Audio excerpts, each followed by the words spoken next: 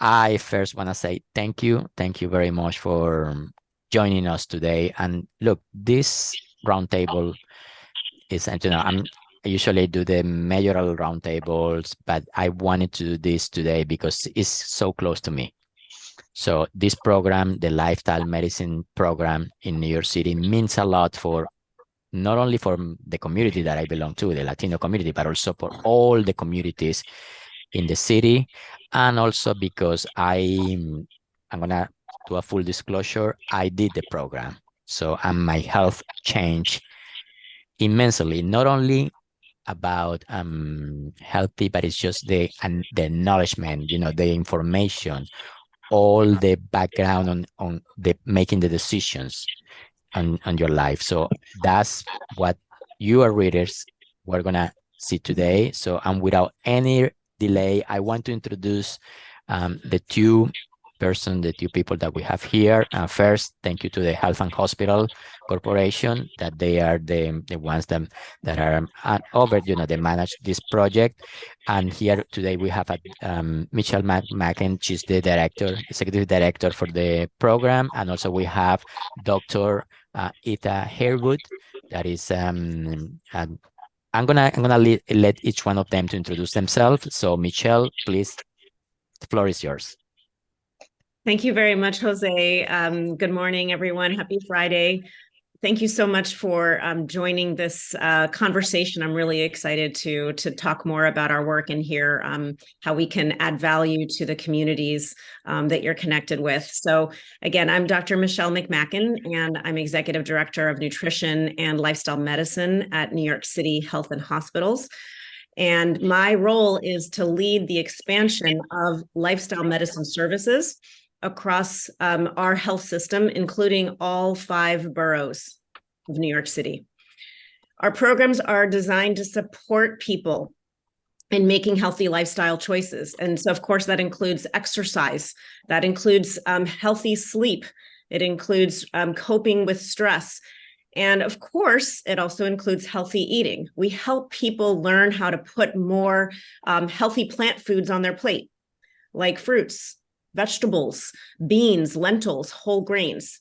And we know the science is very, very clear. And in my experience, our program's experience, it's very obvious how when we put all of these lifestyle changes together, it's incredibly powerful.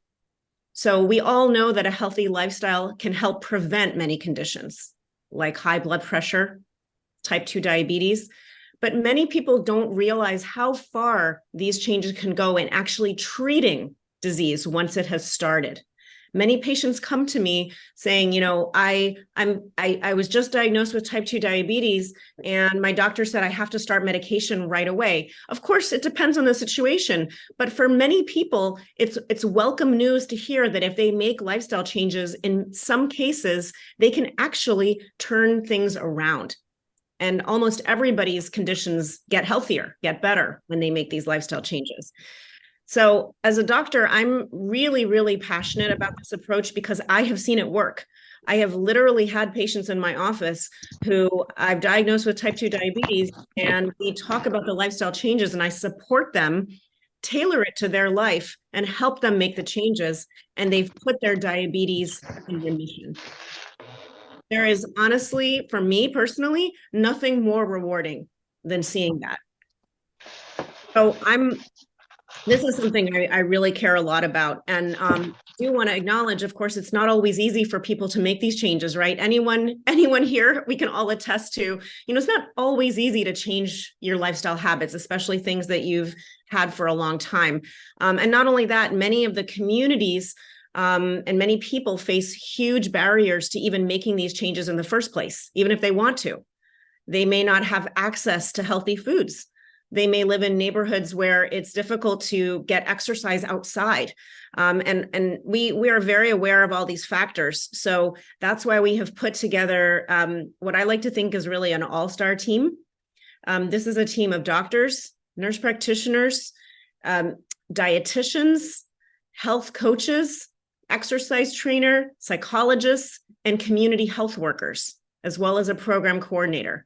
And all together, we work with patients in a very individualized way to make changes that are aligned with whatever their health goals are, and also aligned with what is their financial situation, what is their family situation, what is their cultural background.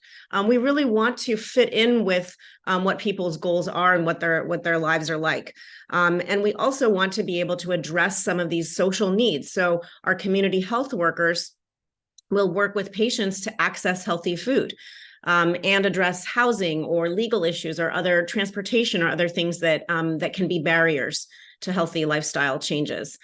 We also have free monthly produce deliveries for all of the patients in our program during the 6-month active phase of the program.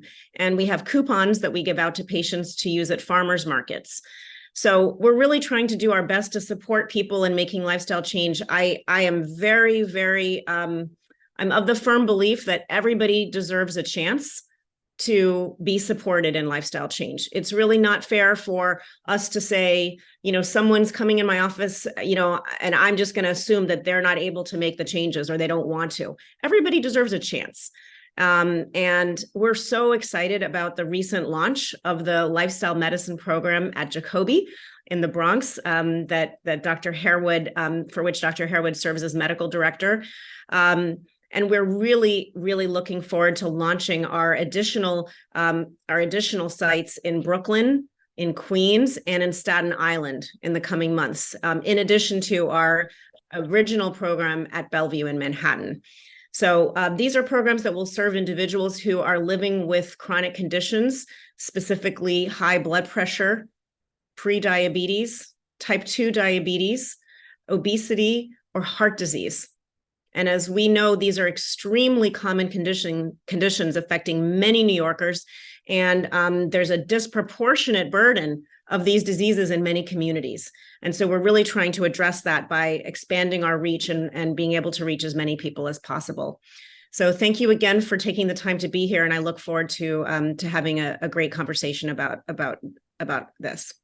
I'll turn it over to, yeah. Thank you, Dr. McMacken. Now it's a pleasure to introduce Dr. Harewood. Dr. Harewood. Yes, hi, good morning. Can you all hear me? Yes. Yes, good morning. I am very excited to be the physician lead and to champion the lifestyle medicine department here at Jacobi. I also echo Dr. McMacken's sentiments and passion about lifestyle medicine. My role here is to help steer the Jacobi team to support our patients, to make the necessary lifestyle changes, to improve their quality of life, their longevity. I am Bronx born and bred. My parents still live in the Bronx, so I'm quite familiar with the Bronx community and its particular challenges, in regards to healthy eating and living. So our goal here is just to help improve our patients, just making some progress. We're not looking for perfection. We're just looking for them to make some progress towards healthy lifestyle and to be intentional about their self-care. It's Latino, Javier Castaño. Yes, let's say that I welcome this program, but it's also about money. Sometimes when we ask people, go for organic food, that costs the double. Or let's get this special food, or these changes in your life, go to the gym or things like that. It's about money. So is the government or the hospital system reaching out to people in another way to motivate them and to give them really access to all these things? I'll start if that's okay. Thank you very much for that question, and I fully agree. I think that what we do in our programs is we really emphasize things that are accessible, the most accessible options to our patients. So, for example, when it comes to healthy food, we know that many people lack access to fresh fruits and vegetables, but what we work with each patient on is what is accessible to them, first of all. So many people don't realize that frozen fruits and vegetables nutritionally are just as good as fresh. And it does not have to be necessarily organic, because the research shows that all of the fruits and vegetables that we consume benefit our health. I always joke that one day when I win the lottery, I'll buy everything organic, but most of us are not going to be eating that way. And so we definitely recommend foods that we know are beneficial to our patients. And we do have those coupons for farmers markets where many of the products are organic and patients can access that, as well as our produce deliveries. Other healthy foods such as beans, lentils, chickpeas, these are, as we know, very, very inexpensive foods in most cases, and nutritionally among the healthiest foods that we can eat. And they are relevant across many, many different cultures. So we really work with patients around what is accessible while also trying to support them in having access to more options. Thank you, Dr. McMacken. So next we have Little African News, Mona Davis. Mona? Mona Davis. It was a bit difficult.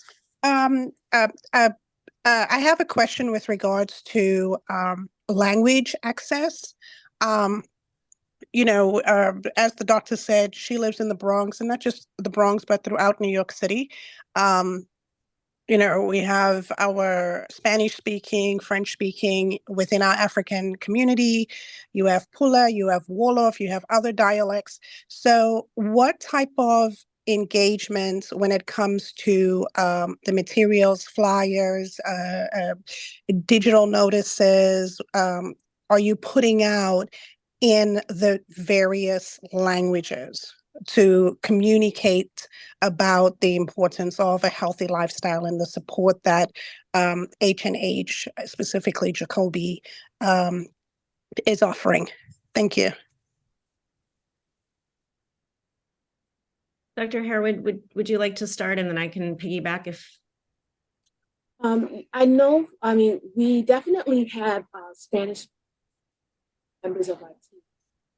So we have Spanish-speaking members of our team. So we will be conducting some of our classes in Spanish.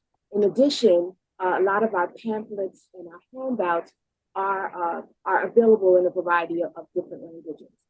I'm not sure of the amount, and I don't know if Dr. McMacken, if you can speak to which languages in particular other than Spanish. Yeah, thank you, Dr. Harewood. Yes, and we all of our programs are available to individuals who speak any language. Everyone can join our program. We have the one-on-one counseling component of our programs is readily available to anyone who meets our clinical criteria, who speaks any language, and we will use interpreters as we would for any other visit. As far as reaching out in different languages and our group sessions, we have group sessions in English and Spanish at the majority of our sites, and one of our sites, Kings County, because they have a large Caribbean and specifically Haitian Creole community, is planning to have group sessions in Haitian Creole. All of our materials are translated into Spanish, and we are also translating into French, into Bengali, and other languages, including our cooking videos that we're making for patients. And I should add that we're not just translating our materials into another language, we are culturally adapting them so that it's really relevant across different cultures. Thank you, Dr. McMacken and Dr. Harewood. Weekly Bengali, Koshi Ahmed. Good morning, Mr. Jose Beona and Dr. Michelle. This is one of the heaviest rainy days in New York, and we are all gathered here. And specifically, I want to congratulate you all that at last you announced this type of roundtable, because that is very important, I think, for the New Yorkers, particularly for the immigrants. I agree with the comment of Castello, and with the language barriers, everything was answered nicely. But my question is that, do we have any specific prescriptions that what type of people should take what type of fruits and nutritions because everybody cannot take anything. Somebody has, allergies. Somebody has, he cannot take fruits, this type of fruits or that type of fruits. So do you have any specific prescriptions for whatever people should take, what type of nutrition? That's a great question. So on the whole, we and major medical societies all agree that everybody should be filling their plate with more healthy plant foods, like I mentioned before. But within that eating approach, definitely there needs to be some individualization, right? Whether it's individual food preferences, people don't like certain foods or they have allergies, or, and certainly, probably most importantly, what foods are your, in your cultural tradition? What do you like and eat and grow up eating? Right. So what we do in our program is we really do a lot of listening and understanding around where someone's coming from. And we have a dietitian who works individually one-on-one with every patient to address those very concerns. But that is in the hospital. What about the general people? So you are talking about the hospital patients, right? This program is available to patients who are coming in the clinic, to the outpatient setting. So we're talking about individuals who are not necessarily staying overnight in the hospital or admitted to the hospital. But you are not penetrating into the community, right? Well, every one of our sites is actually partnering with at least one community-based organization. Mm-hmm. So we're working with we're developing those relationships so that we can really better understand the best ways to serve every community that we're in. And that's what better way than to understand what the community-based organizations are telling us that's needed. So we do have those partnerships, and that's the way in which we're reaching out to the communities. Thank you, Dr. Michelle. Thank you. Sorry. Next one is Ricot Dupuy from Radio Soleil. Ricot, you there? Yes, Jose. Do you hear me? Yes, we can hear you. Good. How are you? Thank you, Jose, for having this. My question is this: fruits and vegetables are central to a healthy lifestyle. My question is, how good are fruits and vegetables if they are full of pesticides? Are you concerned about that? So I definitely, when we look at the nutrition science around organic foods, the science is not 100% clear that everyone needs to consume everything organic. I do personally think it would be great if we made that available to everyone. But we're not in a point at a society level where that's an option, unfortunately. And that does not necessarily mean that it's not worth consuming fruits and vegetables. In fact, we know from many, many studies over decades around the world that people consuming more fruits and vegetables tend to live longer, have lower rates of chronic disease, including diabetes, cancer, high blood pressure, heart disease, obesity, pretty much everything you can think of. So it's still beneficial to consume your produce, even if it's raised, even if it's conventional. It's still filled with antioxidants and many, many nutrients, and probably most importantly, fiber, which many Americans and folks, really around the world are not getting enough of. Okay, thank you. These are interesting questions so far. Everything that I have heard, great. I love this. Next one, we have Vision Times, Alina Wang. Alina, you there? Yes, I'm here. Hi, how are you? Good, thank you. Thank you for hosting this. In your expert opinion, how do you think social isolation impacts mental health and in turn lifestyle choices, especially given the COVID pandemic when many residents were left alone and isolated? And what strategies in lifestyle medicine can help alleviate some of these negative effects?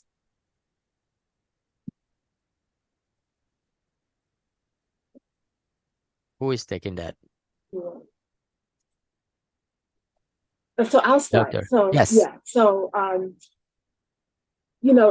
one of the pillars of lifestyle medicine is to improve your social connectedness, right? So definitely being isolated during the pandemic did make things worse for people, did cause social isolation, did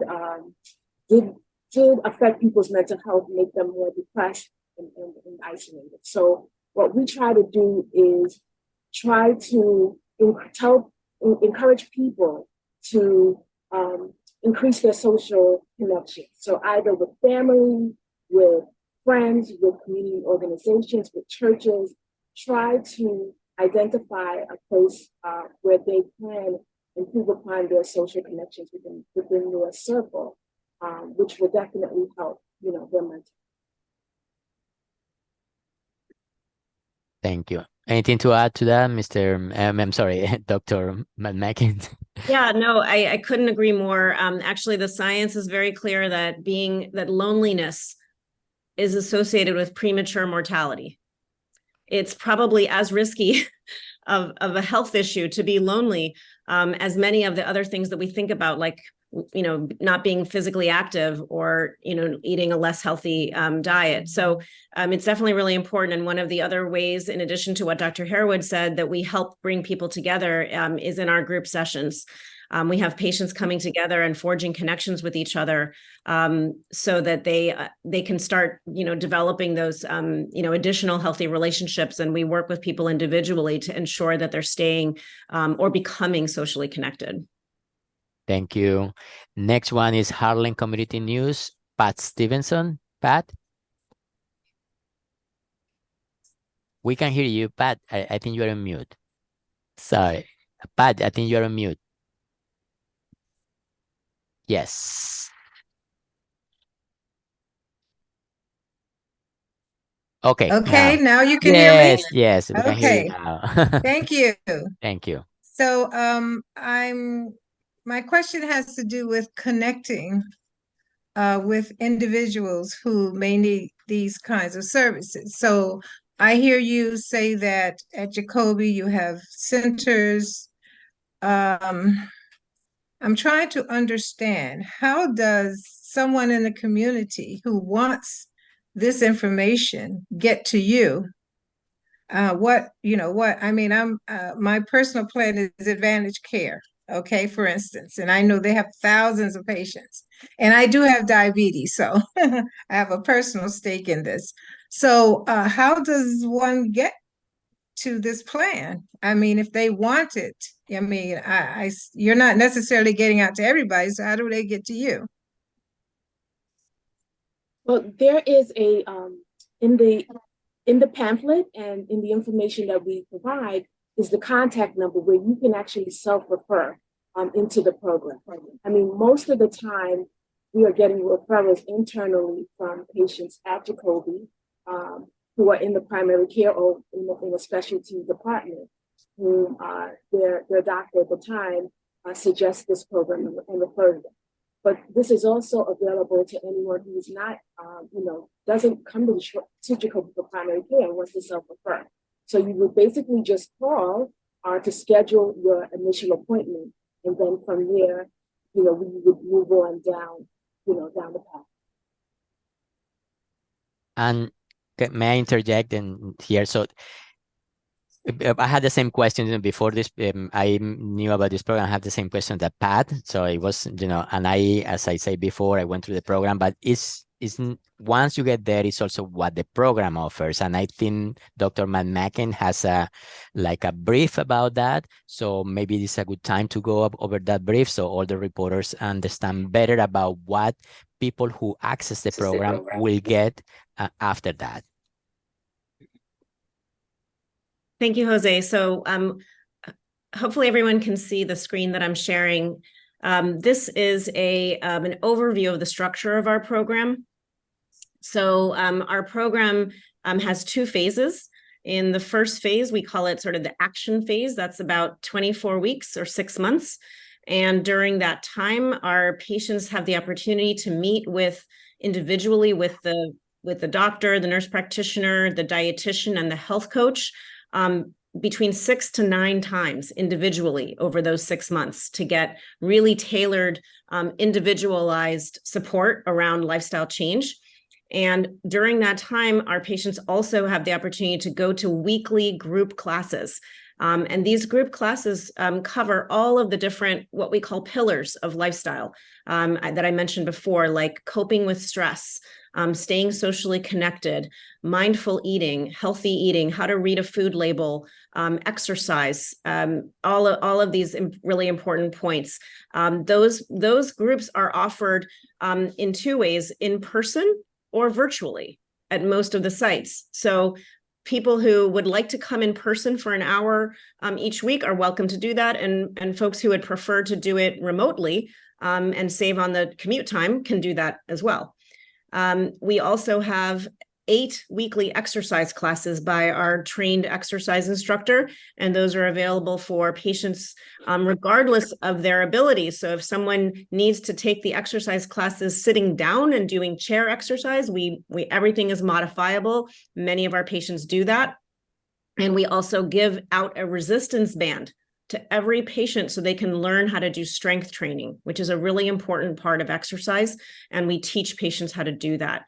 After this intensive action phase, we then have our support phase. And this is equally important because I'm sure everyone here can agree, as hard as it is for us sometimes to make these changes, it's even harder to keep them up, right, long term and to sustain them. So we have a mechanism to support our patients lifelong. We have monthly support groups for all of our patients at each site to come in and connect with other patients who've been in the program, along with our dietitian and our health coach. And we can continue to see patients one-on-one as needed. I'll also share that I put our program website in the chat, which has the phone number that anyone can call, any adult who is welcome to call that number, and they'll be screened for eligibility to the program. Thank you. It's a great explanation for that. So next we have TBN24, Sultana Rama. Sultana, you here? Hi, good morning, Jose and Good Dr. Michelle. morning. Yeah. Thank you so much, Dr. Michelle, for explaining everything. Actually, so far I understood it's a model or pilot project you are going to implement. So lifestyle and healthy food is all about moves together. Everyone knows that. But the way you are going to implement the whole project, I think definitely New Yorkers will be benefited. But my question is, how or what is your plan to implement it so that all New Yorkers, they can understand, they can afford with the plan? I mean, in New York, I'm sure most of the people knows a healthy lifestyle and healthy food is no matter what, you have to have it to have a better life, but they cannot afford it. And sometimes they don't have time, but how they can manage these two things in their life? Thank you, Michelle. Yes, I share your, I definitely agree with what you're saying. And I've been a primary care doctor for 20 years, and I've taken care of many people. And, I've been working at Bellevue Hospital, part of the health and hospital system. So I've taken care of many people who are facing a lot of, issues around food insecurity, trouble accessing food, people who work multiple jobs per week, don't have time. These are all huge barriers. And I think what our program is doing and what we're trying to do is, we know people who are in those situations are often the people that need the most help. These are individuals who are, because of the barriers that they're facing, they're also at higher risk of chronic conditions. And so I think it's really, these are the very people that we're trying to reach, so that we can sit down with them and say, what is possible for you? How can we work around? What are some things that we can do to help you? Whether it's connecting you with our community health worker to increase your food access, of course, our produce deliveries, our healthy farmers market coupons, and just tailoring. Maybe there are things that we can do so that you can actually, in that little time that you have, you can learn how to prepare healthier meals really efficiently. And it doesn't have to be something complicated. So we work with patients around whatever situation they're coming from. Thank you. Next one is El Especialito Gustavo Reyes. Gustavo? Yes. Hi. So from what ages is the program available? just as Dr. McMacken said, the culture has to do a lot with the way we eat. So something very important is the nutrition and exercise from an early age. So in this current phase, our lifestyle expansion of lifestyle medicine services is for adults. I definitely, sorry, emergency warning. But we are definitely in agreement that this is something that really we need to go upstream. If we wait until everyone is an adult to start helping them with healthy lifestyle habits, we're not going to really be able to make a dent in chronic disease. So that's why we partner. There's many other programs that work with families, but something that we may be able to consider doing in the future is looking at family-based lifestyle medicine programs. Right now, we are focusing on the adult population that's already living with chronic disease because this is such a crisis in so many communities, and many people do not have any access to getting the help that they need around lifestyle. And because we're working within the city's public healthcare system, we're actually able to reach many communities that would not otherwise have access to this care. Also, the exercise classes are going to be via Zoom or like virtual, or there are presential classes too? Yes, those are actually going to be virtual, because we have found that model works really well for most people, whether they're using their phone, but so that people can actually participate and not have to keep commuting and spending their limited time commuting to the hospital. Thank you. I'm getting the warning now too. And next one is African Whistle, Dr. Hadisa Osuhi. Doctor? Thank you, Jose. And first of all, I just want to say thank you for organizing this, because this is truly relevant and important. And my question really is, I don't know if it is too early to tell. Is this a program that can be adopted by and implemented by CBO? And if it is, do you have like a train-the-trainer model? So our model, there are many lifestyle programs out there that are set up to be sort of train the trainer, like the diabetes prevention program, for example. What our program does that's a little bit differently is it's included as part of medical care. So it's in the medical setting, which allows us to actually be able to work with patients who are already living with chronic disease and may need adjustments, for example, in their medication. So let's say that you are living with type 2 diabetes and you are using insulin, and then you decide that you want to make lifestyle changes. You make those changes and suddenly you notice your blood sugar dropping. Somebody needs to be there with you to lower your insulin. That's just a great thing. You don't need as much medication. And so our program is really set up to closely monitor patients in those types of situations and make those adjustments together with their primary doctors, who sometimes don't always have access to see our patients as regularly as they need to be seen. Okay. And just quickly, what is the partnership? What is the partnership process with CBO? Because we deal with a lot of seniors, and we deal with a lot. We provide support group sessions for adults with chronic diseases and stuff. So, what is the partnership process like with CBOs? So my team at our office, we have actually worked with the community advisory boards at each of our sites to identify community-based organizations that are already in connection. And that said, this is just the beginning. So we're open to exploring partnerships with different CBOs. So I'm happy to discuss that offline. But depending on the community that the community that each site is in. Okay, thank you. Thank you. Next one is Primera Línea, Luis Roberto. Hello, thank you, Jose, for the opportunity. Doctor, thank you. I've been a part of the program. I have a complaint because now that I know that what I should eat, I worry about what I eat. So, that's worrisome. One question is, how would you get, it's difficult, the whole thing, the cultural barrier, because we are what we eat. So it's difficult to change what people are, because we identify with our own culture and what we eat. So it's a process that is really long. And the second one, if I may, how much is this process going to cost the hospital and the whole system? Thank you.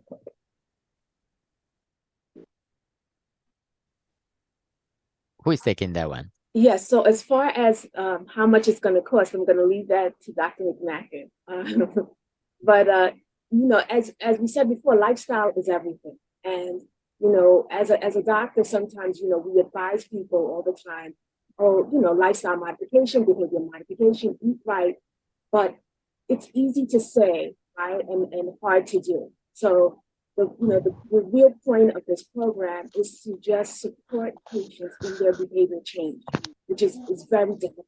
So we're here to just remind people to be in their face, to constantly, every week, hey, eat healthy. These are the type of foods you should eat. You just need those constant reminders and ticklers in your brain to say, okay, instead of the pizza, I'm gonna have, salad.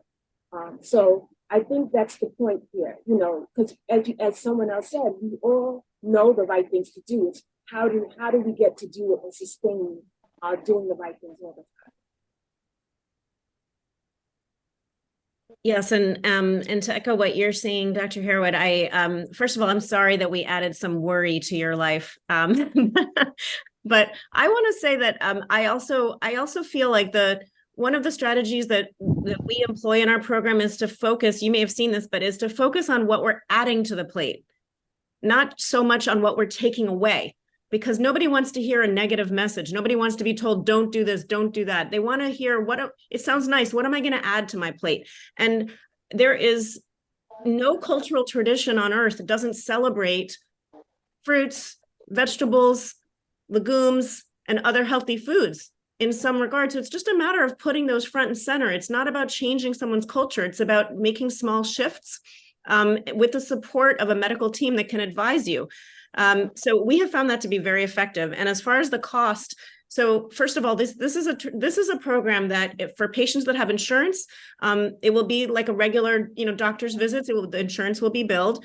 For patients that don't have insurance, this is the beauty of us working within the public healthcare system. We have trained financial counselors that can meet with patients, see if they do qualify for insurance, or if they don't, enroll them in one of our fee scaling options. So sometimes the fee is zero, depending on a patient's, family situation and financial status. So this is really accessible to everyone.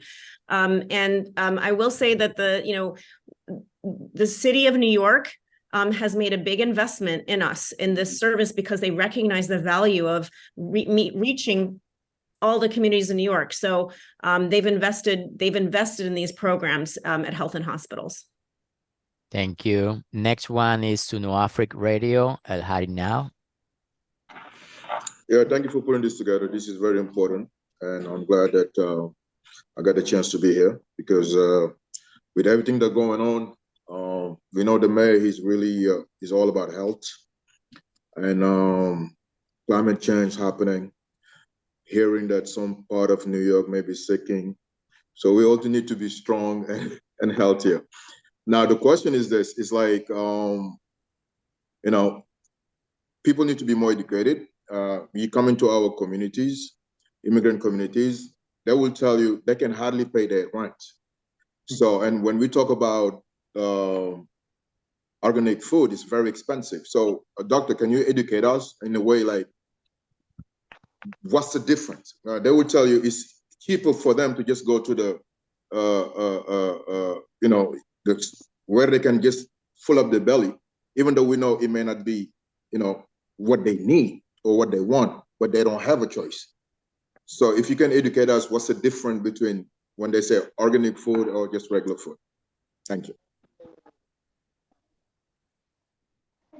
So, I mean, technically, organic food is food that that is raised, that's grown without pesticides, and it has a specific label.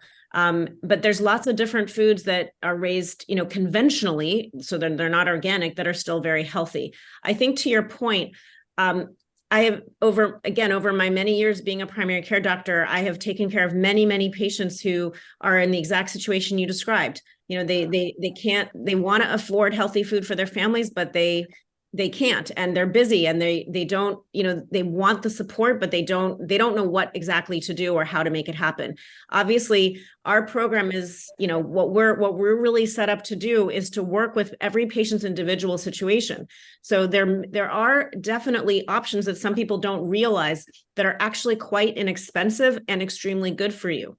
And so it's our job to really talk to people about how do you get those options. For example, I talked about legumes, beans, lentils, chickpeas. These are a staple across, you know, all over the world in many different cultures. And whether you're buying, you know, if you're buying them dried or even canned and low salt, these are some of the healthiest and least expensive foods you can buy, and can feed a whole family with, you know, very little at very low cost, and deliver high protein, high fiber. Frozen fruits and vegetables, I mentioned before, tend to be less expensive than fresh, particularly here in New York in the winter, where we don't really grow a lot of fruits and vegetables nearby in the winter time. So those are much, much less expensive. And it's really about small shifts. You know, we're not telling anybody you need to eat healthy, you know, good luck. This is literally sitting down and listening and saying, what foods do you like? How can we work around this? And how can we support you in this? Thank you. Next one is the Indian Eye, Sunil Hali. Hi, good afternoon to all of you. Thank you, Jose and doctors, for organizing this. I have a very different question, because we are talking about helping people who are already suffering. Is there any way we could start this education very early so that people don't even need it at some point because of their health conditions? They take it just for having a good life. Young school children. And second question was, how do you inform people about this program? And third question is, do you plan to have specific fields? Like one of my colleagues here who mentioned about, you know, the pesticides. So eventually, if the program grows, which it should, will there be specific fields which will be pesticides free? The first question was, I got lost in the. How do you educate children very early so that they don't get into a situation where they need it as a compulsion, not as a habit? Yes, great question. So I think that requires going beyond the doctor's office, right? It requires education in schools. It requires family-based education. And it also requires, like we've all been saying, it goes beyond education. It's about entire policies around how we grow food in this country and make it accessible to people. So this is a very, you know, it's about changing the environment, the food environment, and also about education. So we're starting right now with adults who are living with chronic disease, because we know there's a chronic disease crisis in our country and in our city. But as I said, I do think there is a lot of value in considering lifestyle programs for families where you can incorporate parents or caregivers and children at an earlier age. Thank you. Next one is Opción TV, Caroline Pimentel. Caroline. Hi, how are you? Yes, I'm Caroline Pimentel from the Heart of the Medicine and Opción TV. Most of the questions you have. I don't know why, but you're always leaving for last. It was about the children, the family, and going back to the question for the last person, the Alina, and from the Especialito. I want to say I'm happy that you guys doing this program to have a healthy life. I know you hear about the comments. A lot of people said sometimes doctors doesn't want to help with people like eating well because they want to consume pain medicine and this and that. You know, we going back is we have 45% in our community about with this chronic disease, right? Diabetes, heart disease, obesity, all that. But our community, 30% are Hispanic and Afro-American with this problem, right? So when you're going to start to expand this program, not only in the Jacobi hospital, I know it's the first step that you guys doing right now, but when you're going to start doing like more, because we all need this. I couldn't agree with you more. We are starting with expanding the Bellevue program to 6 sites. So again, every borough is going to have at least 1 site. So we're going to have 2 sites in Brooklyn coming up this fall, a site in Queens, and a site in Staten Island, in addition to 2 sites in the Bronx, Lincoln and Jacobi, and the Manhattan site, Bellevue. So we're coming out of the gate strong with 7 programs so that we can meet as many people as we can. And I would love to grow the program even more. I would love that. We're starting with this. We're going to see where we end up. We hope that a lot of people take us up on our offer to help them, and we'll see where things land. Thank you. Next one is Bosa TV, Ali. Thank you, sir. Thank you. Your question? You have a question? Yes, we are discussing about the food insecurity, and the many people in the New York are doing the multiple jobs to provide food to their family and the childrens. So, what do you think this program? How many people would get benefit through this program? Do you have any idea? Each of our programs, majority of our programs have the capacity to we put together, we have the capacity to serve about 4,000 patients per year. And we're hoping to be able to grow in the future, as I was just saying. So we know there's a tremendous need. We also know that there are, the beauty of working with community health workers is they can actually link our patients to the many food insecurity resources that are already out there, in addition to the nutrition incentives that we're going to be providing through the program. So it's a really powerful partnership. Thank you. Next one is Bronx Voice. Do we have Bronx Voice here today? Okay, next one is World Journal. Do we have the World Journal? Yeah, I'm here. Thank you for hosting this. Yeah, I think it's very important. So my question is about, does this project offer any language access support for the Asian community, like Chinese, Japanese, or Korean?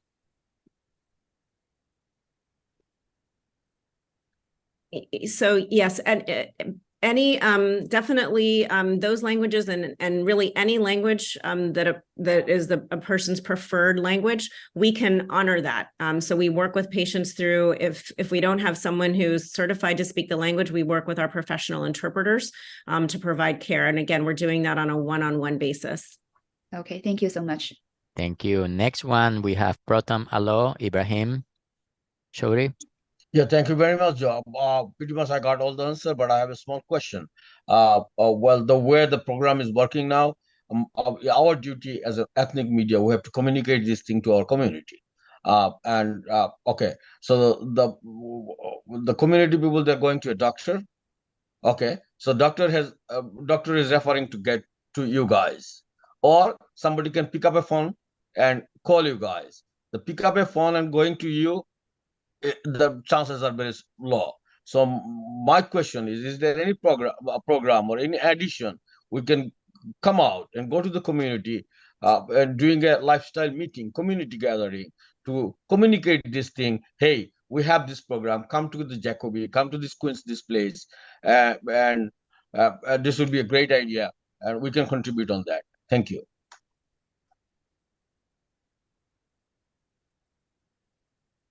That's all I had. Yeah. Who is taking that one? Yeah. So definitely we're planning to work with the community partners that we have to be able to spread the word. We also, events like this are really important to spread the word, and people can, once they hear about the program, if they're interested, that our call centers are open. So anyone who's interested can actually call, as long as they, the call center will screen them to make sure that they meet the criteria as far as their health conditions, and then they can get enrolled. And they'll invite them to say, which of our programs would you like to join once all of the programs are up and running. Thank you. Next one is China Press. Kyung-Han Han, China Press. Yeah, hi. It's great to be in here. And I got a question with the education with the children. I wonder, is there any plan to cooperate with public school to furtherly get in touch with the children?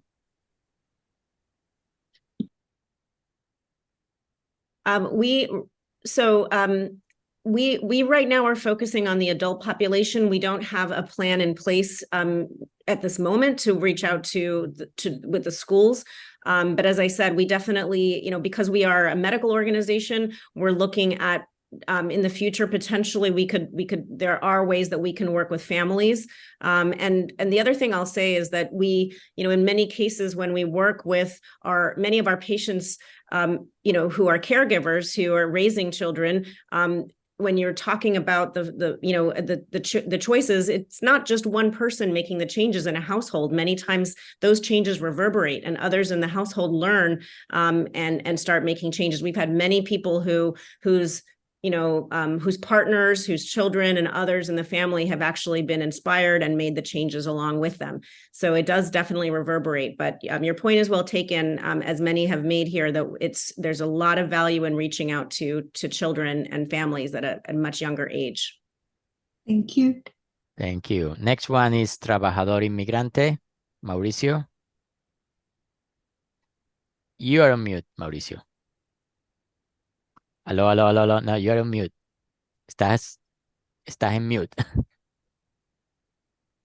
Ok, buenos días, saludos a todos. Mi pregunta es, ¿cómo podemos educar a una comunidad latina que viene comiendo mucha grasa y que tiene muchos puestos y no hace ejercicio? La diabetes es el mayor problema de nuestra comunidad. ¿Cómo le podemos inculcar esa nueva comida y ese nuevo ejercicio a estas comunidades?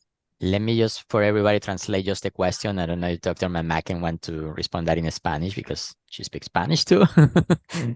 And it's just about how we can educate the Latino community. It's a community that is used to eat like fries food and don't make too much exercise. How we can educate the community. Muy buena pregunta. Hemos observado que cada persona puede, en su familia, en su cultura, si volvemos como muchas épocas atrás, como comían nuestros abuelos, nuestros bisabuelos, hay comida muy sana. So, es una manera de regresar nuestras raíces, ¿verdad? Por ejemplo, mi mamá es de Puerto Rico. Podemos comer yuca, podemos comer muchas frutas y vegetales y muchas cosas que vienen de la tierra, habichuelas, lentejas, garbanzos, todo eso. Y cuando regresamos a nuestras raíces, volvemos a tener la salud. Y es una manera de investigar cómo podemos comunicar eso, cuáles son las recetas. Muchas personas ya saben, pero necesitan apoyo y soporte en cómo podemos preparar algo un poquito más sano, pero con los mismos, las sabores. Porque tiene que, it has to taste good, right? The food has to taste good. I think we can all agree that we want it to taste good. Yeah. Dr. McMacken, would you like to do like the first part in English also for everybody? Because sure, I think it's really important, this answer, because, comes back to me too. Go back to the roots. Yeah. So what I was saying is essentially, if we look back generations across different cultures, we see that the way people used to eat is often healthier than the way we're eating now. They were eating relatively, simpler foods. They weren't as high processed foods, and they were cooking them in healthier ways. So I gave an example in my family. My mom is Puerto Rican. There's lots of beans, garbanzos, lentils, yuca, root vegetables, fruits, other vegetables that are really good. And if we help people remember and go back to what are our roots within our culture, that often helps people return to health. And it's a welcome message, because I don't believe that somebody should go to the doctor and be told, don't eat rice, don't eat tortillas. That's part of your culture. it's a matter of let's embrace what our ancestors, what our grandparents or our great-grandparents used to eat. And that is, and I was saying, it really has to taste good. It has to have the flavors that people are used to. And so, for example, and we have a Spanish, in our Spanish language group at Bellevue, it's people come together and share many recipes and get support around how do we actually return to our roots and eat these foods. So it's not about taking away anybody's culture. It's about actually embracing the very culture that the cultural traditions that they have. Thank you. So our last question for today goes to Sil Moloney, the Norwood News. Sil, you there? Hi, Jose. Hi. Thank you so much. Hi, everybody. Muy buenas tardes a todos y a todas. Thank you very much for the presentation. There was a similar, well, maybe not a similar program launch by Montefiore Health System recently, whereby they were offering debit cards to a certain community to purchase healthy foods in the supermarkets, which, is just taking off in the last month or so. I was just wondering, because a lot of the questions that I had were answered earlier, so thank you very much, Dr. McMacken, for the presentation. I just wondered, was there any a discussion about maybe, joining forces on that program, if you're familiar with it? And also, well, sorry, I know it's only one question, but what's the feedback been like from participants to date at Bellevue? Thank you. I'll quickly answer the first one, which is I think I know the folks that you're talking about. I connected with them about a month ago. We actually, in our program, we refer to Groceries to Go, which is a citywide program that provides credits for folks to purchase food at grocery stores. If they meet certain criteria, they don't have health insurance, and they have diabetes or high blood pressure. So they have to be, so that service is out there, and we've worked with that. Your second question about the feedback. Well, I will just say that when we launched the program at Bellevue, it was so popular initially that we had at one point more than 850 people waiting to join. We had no idea that there would be so much interest. And so that's why we knew there was a signal that people really want this service. People really want this support. So that was a signal that we knew early on we needed to expand. So I'm glad that we are expanding. The feedback has been tremendous. We've actually done formal program evaluations, and our patients have given us, we get A+ from the vast majority of our patients for what they get out of our program. And we also, of course, we see clinical benefits, lower blood sugar. We have across the board, people are getting their blood sugar down. They're losing weight if they're living with excess weight, lowering cholesterol, lowering blood pressure. So all of the things that we would want to see, we've been seeing. Thank you so much. Thank you. I think with that, we cover all the reporters here today. So I just want to add a couple of things. Before we finish, Dr. McMacken and Dr. Harewood, do you have any short closing remarks for this event? This is a great participation today. Thank you, everybody, for being here today. Dr. McMacken, Dr. Harewood, if you want to say something. Yes, hi. I would just again like to thank everyone for their attention. We started just at Jacobi about a month ago, and we've already received about 100 referrals, and that was just internal. So we're looking, for the floodgates to open, and we're just looking to hopefully be able to help our patients that come through. And then once we expand to the other boroughs, we'll be able, when we become overwhelmed with the number of patients, then hopefully, we'll be able to send them over to the other sites. Yeah. Before Dr. McMacken, Javier Castaño, you were waving your hand just for a second. Yes, I have a question that we should have a start with. That is the lifestyle of New Yorkers improving or diminishing after the pandemic, and how? Oh, that let me just interject here. That would be a question for the health department and for the health and hospital. Let's do that as a follow-up, and we'll get back to you. Dr. McMacken, you want to do final remarks? Yeah, I just want to say again, like Dr. Harewood said, I want to thank everyone for taking the time to be a part of this and for your enthusiasm and for helping spread the word so that we can help people get healthier in communities. We're really trying to change actually the way healthcare is practiced so that we're teaching doctors, we're teaching others not to automatically resort to surgery and medication, but to also incorporate lifestyle change because we know that's so fundamental. So we thank you very much for your support and your time today. Thank you. Jose, this is not my question. Can I put a comment, a little comment? Okay, last one. Okay, 30 seconds. We need to finish. First of all, I want to congratulate the New York City Health and Hospitals for being #1 by the Newsweek ranks. So that is the congratulations to Dr. Michelle McMacken, and I also congratulate you, Mr. Jose Beona, for being one of 100 Latinos in New York State by city and state. Congratulations. Thank you very much. Thank you. Thank you, everybody. We'll see you next time. Have a good day. Don't forget to like, comment, and subscribe.